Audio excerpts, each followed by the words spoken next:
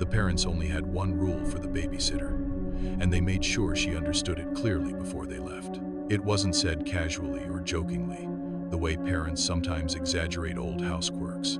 The mother held the babysitter's hands tightly, her fingers cold and trembling, and repeated herself slowly as if the words themselves carried weight. "Whatever happens tonight, whatever you hear, never go into the basement." The father stood behind her, silent, his eyes fixed on the floor, refusing to meet her gaze. He nodded once, stiffly, as if agreeing to something he hated admitting. They explained that the house was old, that the basement door was jammed, and that strange noises were common at night, pipes expanding, wood settling, nothing more. The babysitter smiled politely, nodded, and assured them she understood. She had worked in enough old houses to know that parents often dramatized harmless things. Still, as the front door closed behind them and their car disappeared down the dark street, the warning echoed in her mind longer than she expected. Once alone, the house felt different. Not immediately frightening, but heavy, as if the walls were holding their breath. The children were asleep upstairs, their rooms dimly lit by night lamps shaped like cartoon animals. She checked on them twice, watching their chests rise and fall, listening to the soft rhythm of their breathing. Everything was normal. She went back downstairs, turned on the television for background noise, and sat on the couch scrolling through her phone. The ticking of a clock in the hallway sounded louder than it should have, each second stretching just a little too long. An hour passed, then another, and just as she began to relax, the sound cut through the quiet. Crying, soft at first, barely more than a whimper, but unmistakably human. She muted the TV and listened, her heart slowing as she tried to place the sound. It seemed to come from upstairs.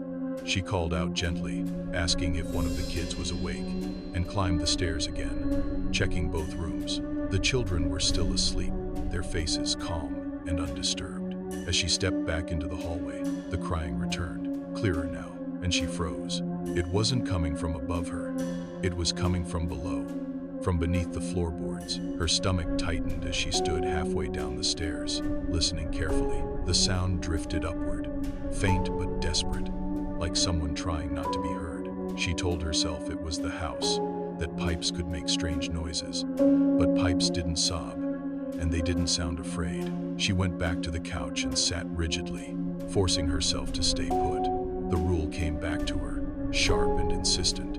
Never go into the basement. For a moment, the crying stopped, and the silence that followed felt even worse. Then a whisper floated up through the floor, weak and trembling. Just one word. "Please." Her breath caught in her throat. It was a child's voice, small, tired, and begging. She pressed her ear against the wooden floor, her pulse pounding in her ears, and the sound became clearer. Soft crying, uneven breathing, the unmistakable sound of fear. Her mind raced. What kind of parents would leave a child locked in a basement? What if there was someone else in the house she didn't know about? Her hand shook as she stood and faced the basement door. She hesitated, every instinct warning her to stop, but the crying continued, growing more urgent. Finally, she reached for the knob. The door opened without resistance. It wasn't jammed at all. Cold air rushed up the stairs, carrying the smell of damp concrete and rust. She descended slowly, each step creaking beneath her weight. The basement was unfinished, its gray walls bare and cracked, exposed pipes running along the ceiling. A single bulb flickered weakly, casting long, uneven shadows. In the center of the room sat a little boy. He couldn't have been more than 7 years old. His clothes were dirty, his hair matted, and his bare feet rested on the cold floor. A heavy chain was wrapped around his ankle, bolted directly into the concrete. She gasped and rushed toward him, her chest tight with panic and anger. She asked who did this to him, how long he had been down there, but he only looked up at her with wide, watery eyes and whispered that they said she would help him. Her hands fumbled with the chain, and when she tried the lock, it opened almost immediately, too easily. The chain fell away with a dull clatter, and the boy slowly stood up. His crying stopped, and a small smile crept across his face. Before she could speak again, she heard it, crying, behind her, from the basement stairs. Her blood ran cold as she turned. Another child stood at the top of the steps, pale and shaking, tears streaming down their face. They reached out, begging for help in the same broken voice. Relief washed over her for a split second. There was another victim, but the boy beside her tilted his head, his smile stretching wider than it should have. Something about his face changed. His jaw shifted, opening too far, the skin around his mouth pulling tight, as if it didn't belong to him. His eyes darkened, sinking deep into his skull. The basement light flickered violently, shadows twisting along the walls, and the crying child on the stairs vanished as suddenly as they had appeared. The thing standing next to her let out a sound that might have been laughter, low and distorted, and the lights went out completely. When the parents returned the next morning, the house was silent, too silent. The television downstairs played static, and the babysitter's phone lay abandoned on the couch.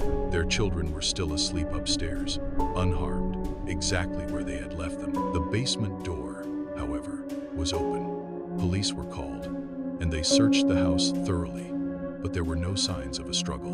No blood, no broken furniture, nothing that explained where the babysitter had gone. The only thing that offered any clue was the security footage. At 3:17 a.m., it showed the babysitter walking calmly out the front door, her movements slow and unnatural, as if she were in a trance. She was holding a child's hand. Just before they stepped out of frame, the child turned back toward the camera, in the glow of the night vision light. Its eyes reflected back as deep, endless black, not human. That is why the parents warn every babysitter now, why they repeat the rule no matter how silly it sounds. Whatever you hear, whatever you think you see, never go into the basement. Like this video, subscribe, and comment "Don't look back," so you never follow the wrong child out the door.